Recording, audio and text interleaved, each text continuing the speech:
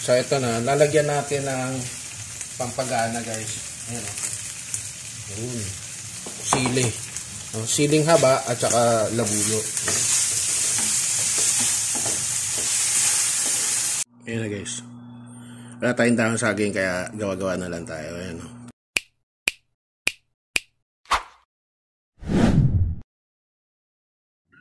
Hi guys mga ka-Chefboy, Sir Chef is back for another food trip adventure, pero ngayon ay luto trip tayo. So mga nakaraan ay nasa labas tayo, chibog tayo sa labas. Ngayon balik tayo dito sa bahay, magba-backyard cooking tayo. So samahan nyo ako, meron akong gagawin na native food ng mga Pilipino, particularly sa Mindanao. So ito yung aking version ng chicken pastil. No, kasi nakikita ko nagiging uso siya at nagugustuhan ng iba. Kaya sabi ko, gagawa ko ng aking easy version. Ito yung version ko, siyempre, iba yung sa mga tiga Mindanao, no? Particularly sa ating mga kapatid na Muslim. Pero ito yung version ko lang na madali, pero masarap. So tara, samahan nyo ako. Let's go. Alright guys, so konti lang pinaluto ko kay Kuya Mar kasi kami lang naman dito sa bahay. So yung pag pinakuluan tong manok, bawang, paminta, laurel, asin, no? Pakuluan mo lang siyang malambot. Tapos ito lang yung mga easy ingredients, no? So yung manok, nahulog pa, may butas, wait lang. Okay, so ito sibuyas. Ayan, pwedeng oyster sauce, pwedeng barbecue sauce, toyo. Meron din ito. Baka naman, no? Ayan, baka ma-sponsor sila balang araw. So yan, manok, paminta, bawang, at saka ito, yung Maggi Sabor. So, madaling recipe lang, samahan nyo ako, luto na tayo. Okay guys, so ito, ginamit ko yung non-stick, maglagay tayo ng mantika.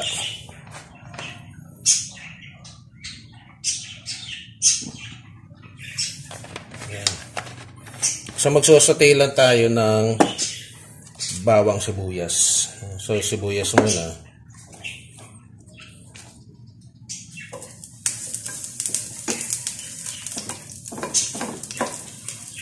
Ayan lang, hindi pa masyado nahiwa.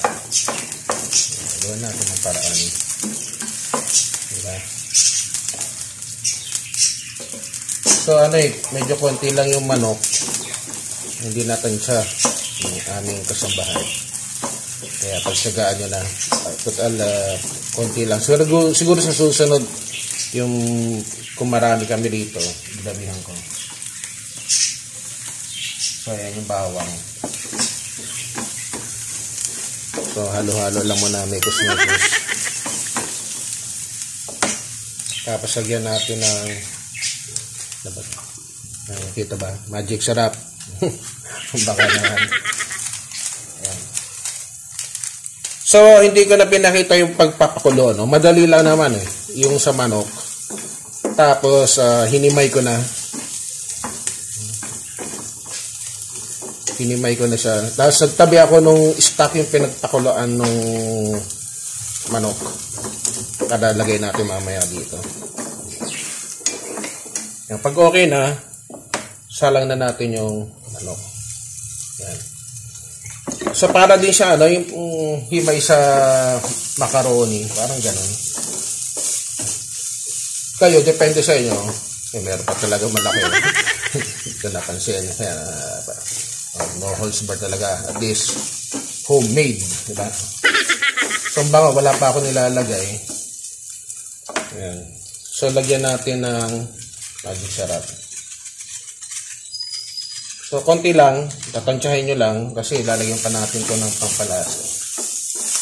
Ayan.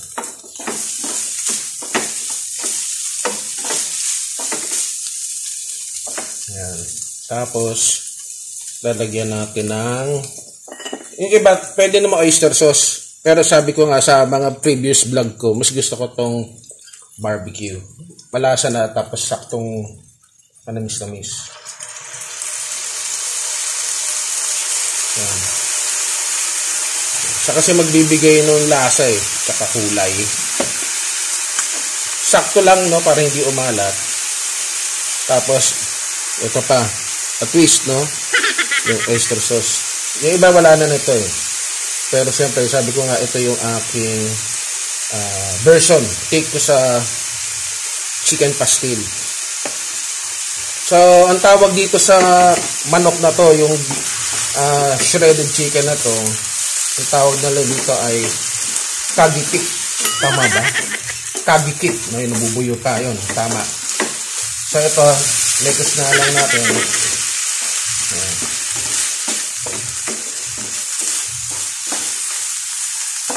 Kaya lang natin yan. Tapos, paminta. Yan, damihan ko.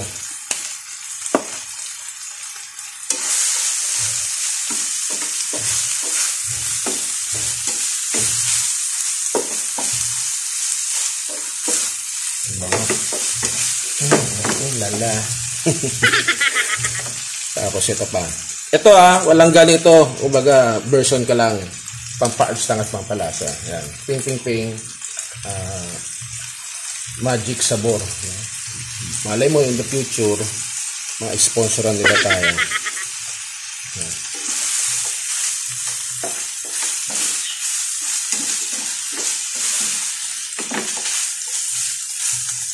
Tapos halagyan ka ng konting asukal, guys. Siguro mga 1 kalahating asukal.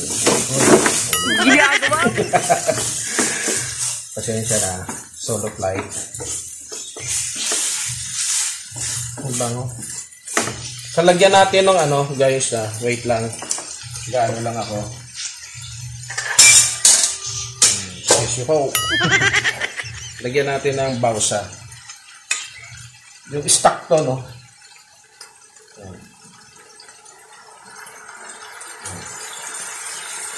Patuyuin lang natin yan.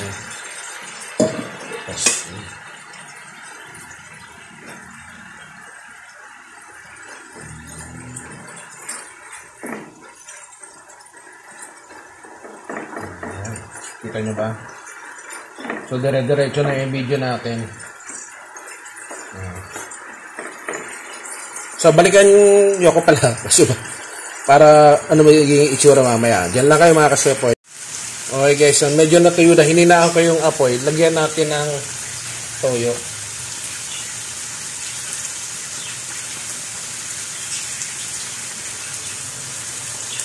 Ayun.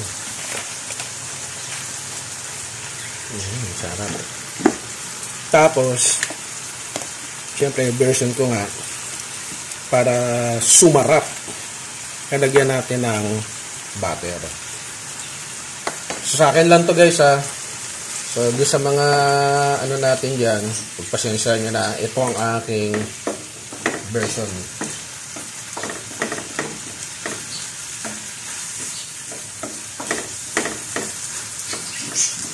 So, dun kasi sa ang hayaan natin sa medyo parang, hindi na masunog, no? Yung matusta, yan mawala talaga yung pinaka-liquid niya. Para magkaroon ng parang roasty flavor, yung hindi sunog, no? Basta yung parang caramelization. Yan. Tikman natin mga kasepoy. Wait lang.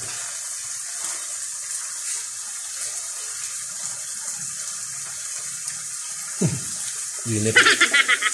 Sakto.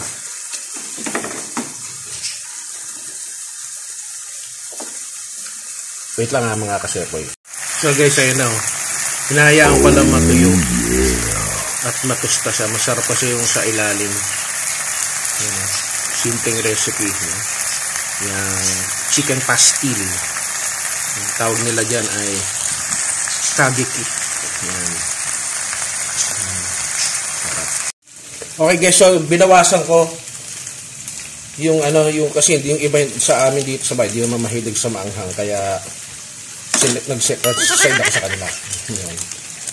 So ito na, lalagyan natin ng pampagana guys. Ayan sili. Siling haba at saka labuyo.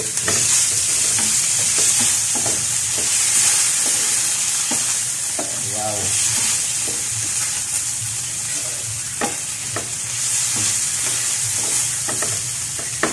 So, balikan nyo ako. Magpe-plating na tayo ha. Yan na kayo. Okay guys, behind the scene ako ha. Pasensya na. Mag-a-assemble tayo nitong pastil. So, lagay tayo ng ulam nitong kagi cake. Nabubulol ako doon sa pag-pronunciation. So, ayan yung lagay tayo. Kita nyo. Tapos tong kanin. Sana makisama. Baka epic pain. Think positive. Yan.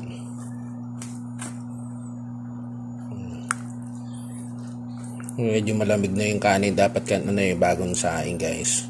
Mainit pa naman siya kaso alam mo yun. Tapos gagawa tayo ng ewan ko kung kakaya.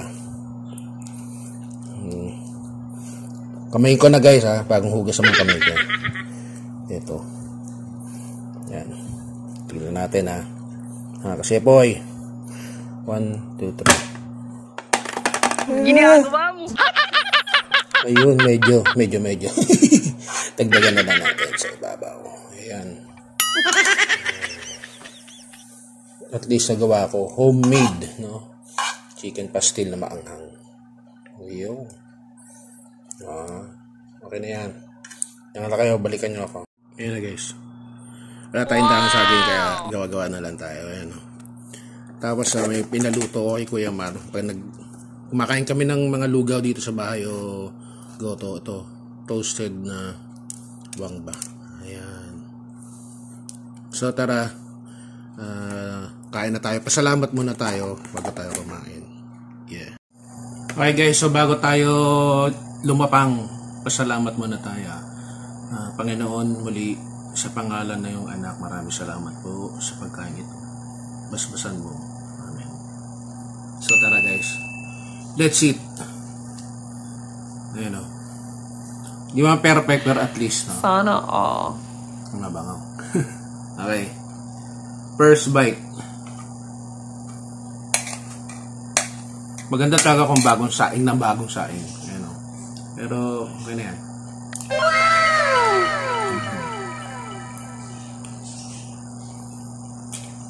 Sarap. Magluluto sana ako isa pa yung lalagyan ko ng sunny side up. Gugutom na ako. Ito, nagpalaga na ako itlog. Okay guys, kung may pagkain kayo, sabayan nyo ako. Ay, sakto. Sakto. Hindi sa ganong kasi sa labas may nakakakain ako, medyo maalat-alat eh. Kaya gusto nila sa kanin. Pero sakto yung nagawa ko. Kinansya ko lang. Masarap nga pag maanghang. Sarap.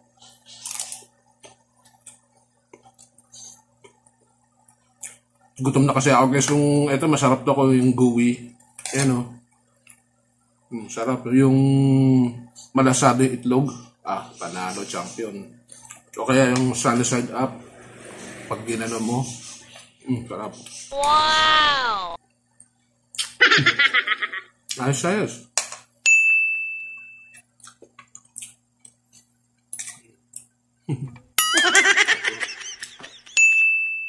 Ano lang, hindi ko lang siya napa-toast masyado. Kasi siguro dahil sa non-stick. Pero siguro kung sa normal na kawali, magtutusta. Pero okay naman. Sarap. So guys, so bago ko ubusin to, please subscribe,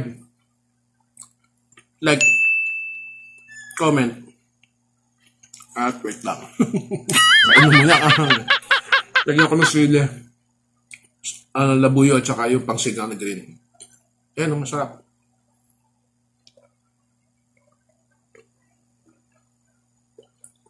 Harap. So easy recipe, no? Napakadaling gawin. Basta ang lang, pakulaan nyo ahead of time. Para pag malambot na, i-drain nyo. So, yun lang. Alisin nyo yung buto, alisin nyo yung balat, laman lang talaga. So, isi-shred nyo lang, parang pang macaroni. Kung gusto nyo medyo chunky kasi para hindi madurog. Yun, step by step lang. Easy recipe. Pero masarap. Kaya yung iba gustong gusto. Parang on the go eh. Lalo na sa, nilalagay nila sa dahon ng saging para bukod sa mabango, kahit sa madaling, basta hindi lang matatapon. Sa mga magsasubscribe, please hit the notification bell. Pakalagay nyo po sa all. Para abisuhan kayo ng YouTube pag meron na uli akong bagong food trip adventure, luto trip, o backyard cooking, o sa labas tayo, kakain uli ako. So, dyan muna kayo mga kasepoy. God bless. Power.